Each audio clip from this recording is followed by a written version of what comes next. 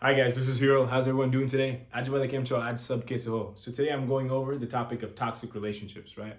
And mostly I'm going to be going over the causes and I'm going to be going over how to stay away from them, okay? So I'll go ahead and get started.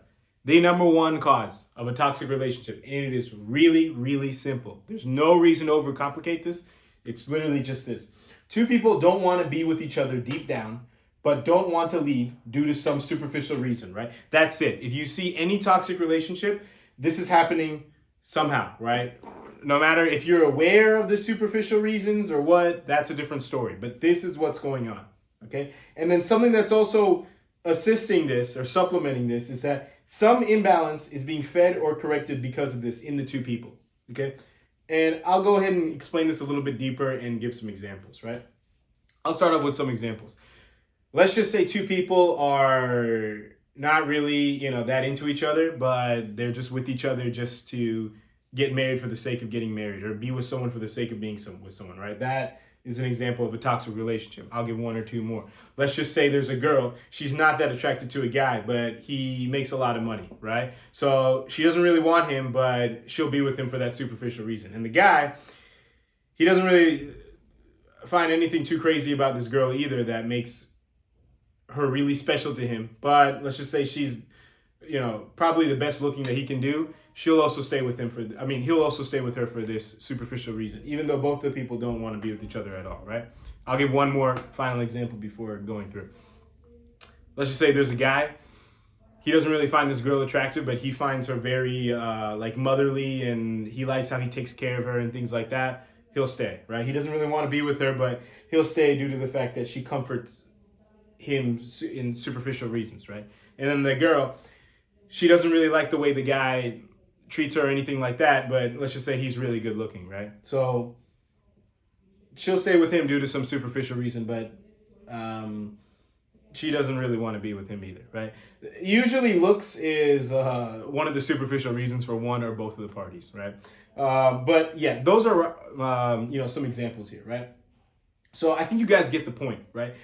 There's no reason to a lot of people like to overcomplicate it to try to make it work. Why do they want to try to make it work? They want to try to make it work because of the attachment to the superficial reasons, right?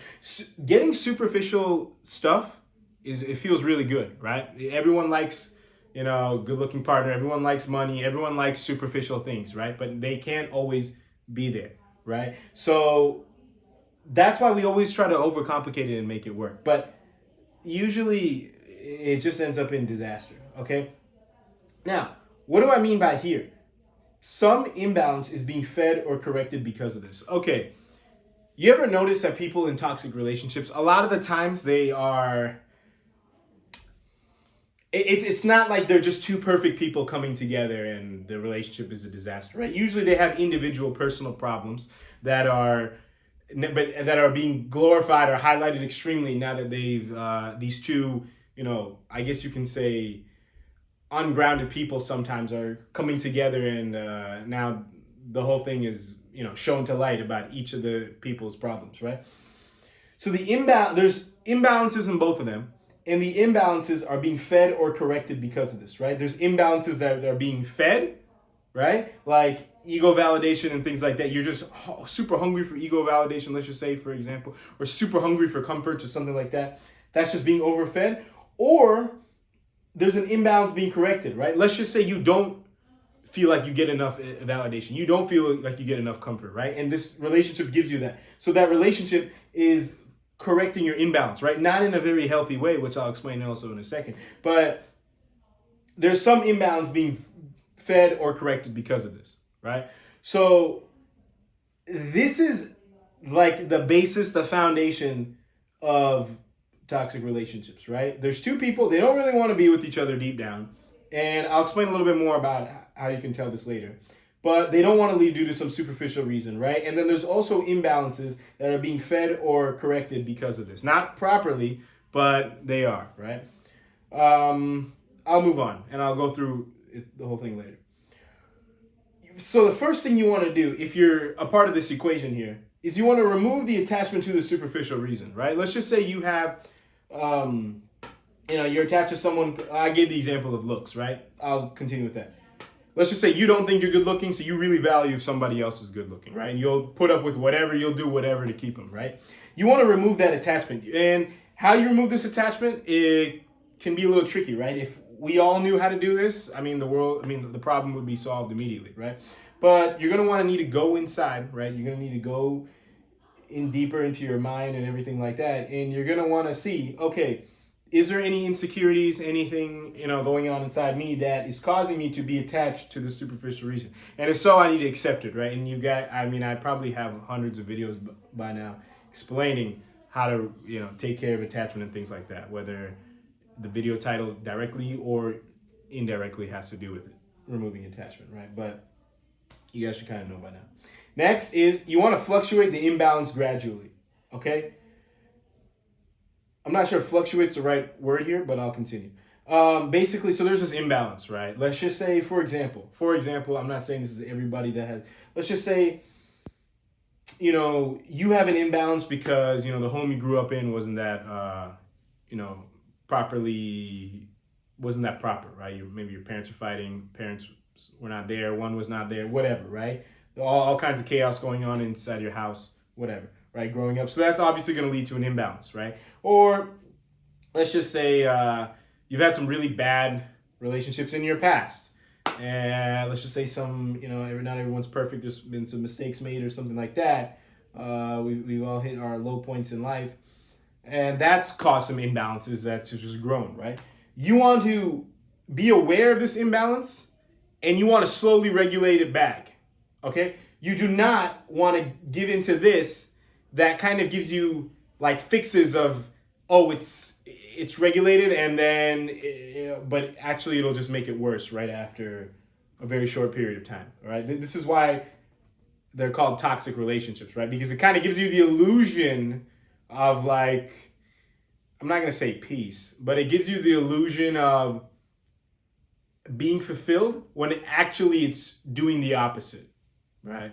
And you kind of realize that throughout the way, but it just gets all messy and you guys know how it goes, right? Next is you want to monitor your desires. And I wrote PPF here. This means past, present, and future, okay? When you have all these imbalances and all these attachments and things like that, there are all kinds of desires. There are ones from your past that are shoved in your subconscious. There are ones in your present. And then there are ones for your future that also might be shoved in your unconscious, right? The farther you get away from the present, the more subconscious it's going to be, right?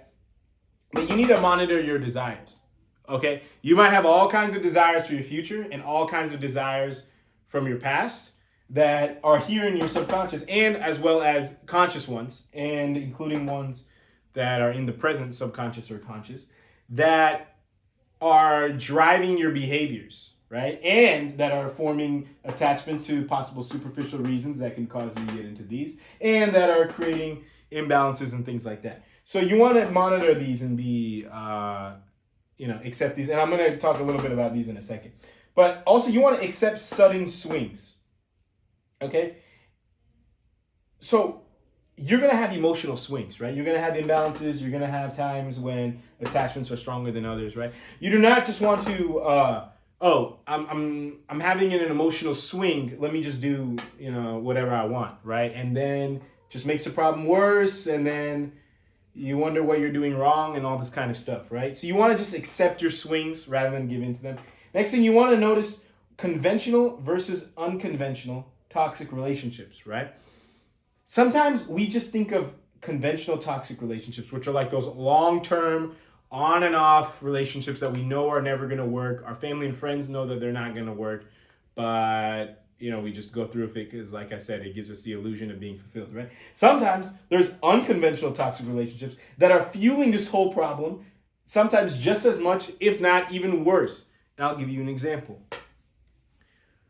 Okay, I talked about monitoring your desires, right? We have desires from our past, and we have desires to go forward in our future that are in our subconscious, right? An example of an unconventional toxic relationship, and the reason why I say unconventional, usually these are a little bit more short-lived, right? So these could be like, like a short-term fling, like like a summer fling, or even shorter than that, like a weekend fling or like a one night stand or whatever, right? You don't necessarily think of these as toxic relationships, right? Because you're like, okay, it wasn't really like a long-term thing. However, let's reread the definition here. Two people don't want to be with each other, right? And pretend I put the word deep down here. Two people don't want to be with each other deep down, but don't want to leave due to some superficial reason, right? The reason why these unconventional ones can contribute just as much to the whole entire problem is because you actually from the get-go know or have a really strong feeling that you guys do not want to be with each other deep down. But due to some superficial reason, you are choosing to move forward with it, which is feeling this imbalance, right? Because this imbalance usually comes from, I don't want to say ego fulfillment, that's not really the right word here, but like ego swings, right? So like, let's just say like a little short-term fling, right? Or whatever, right?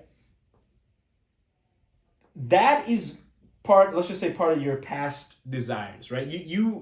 There was some very strong superficial reason that caused you to go through with this, even though you knew that there was no chance of either of you really wanting to be with each other long term, right? Or you knew that there was.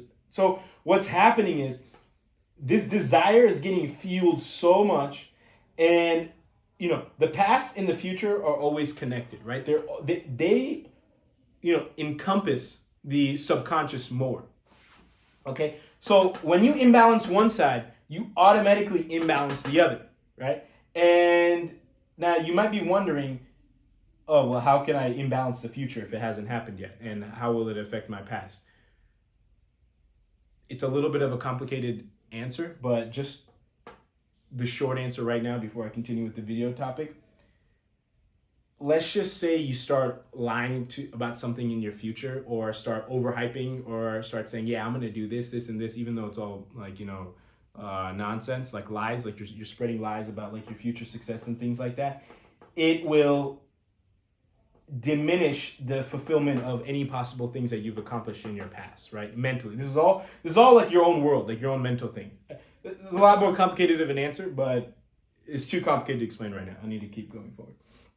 So,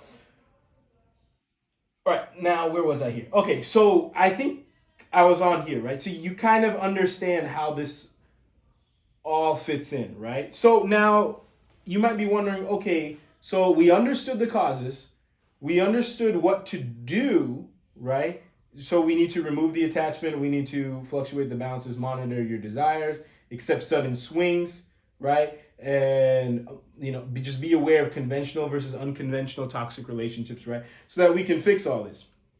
Now, a little bonus thing I'll give you, right, is that, see, this is part of your spiritual journey, right? Now, we don't need to glorify extreme hardships in our spiritual journey. That's not what we want to do, right? We don't need to create a mess and then, glorify the, really crappy result, right? That's not what I'm telling you to do. What I am telling you to do is fix what you can, right? That's obviously step number one. And notice your energy, right? So you obviously want a healthy relationship, right? So you need somebody that's on the same wavelength as you, right? Someone who's also to an extent, experienced some sort of toxicness, right? And is also trying to fix himself, okay? I'm not going to say fix himself, but removing the attachment, elevate themselves. That's what I meant to say, okay? So I don't know if you guys have probably heard of like the law of attraction and things like that. You don't necessarily, like, let's just say you consider yourself really hurt, right? Really damaged or really broken, like inside, like you have a broken heart or something. I'm not saying you need to find someone who's like damaged goods, right? That's not what I'm saying. What I am saying is you need to find someone who's on the path of elevation just like you. But you also need to find someone who's on the path of elevation just like you, right? If you have had a very wild, upbringing, right? You possibly settling with a monk or some, that might be too high, right? And that's what we also try to do. We try to go for extremes, right? To kind of feed the imbalances on both sides. It's like, oh, we have this one really crappy person who treated us like garbage, right? And it fed and corrected some imbalances inside of us. And then to autocorrect, we go find this other person, right? Some saint or some complete sweetheart or something like that, and to possibly feed or correct the other imbalances, right? What I'm telling you to do is don't look this way and don't look this way, right? They're both just as bad. Even though society tells you, yeah, go here, but then that doesn't work, and then you just end up going here because this wasn't really what was for you, right? You need to kind of go down the middle, right? And then you also need to understand you're not perfect, the other person's not perfect, blah, blah, blah. But what you need to do is you need to be really realistic about where you're at, right? And be realistic about where somebody else is at, regardless of any superficial reasons that are clouding your judgment, right? So the whole thing is kind of hard, especially when you have your own attachments and imbalances and things like that. But, I mean, you're going to have to do it. So, yeah, that's basically my spiel here. I will probably make a part 2 to this video because I realize how much deeper I can go and,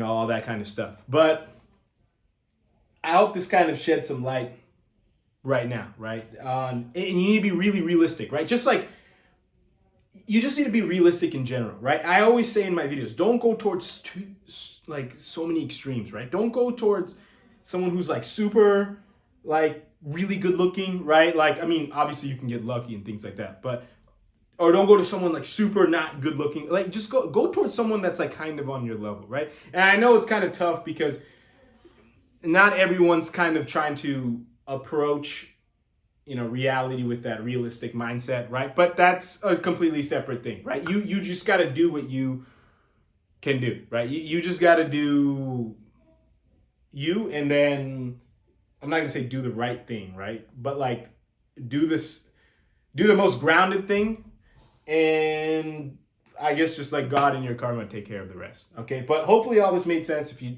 have any questions or comments, as usual, feel free to let me know in the comment section or my email. My email's in my bio. But until next time, I'll talk to all of you guys later. Thank you all very, very much for watching.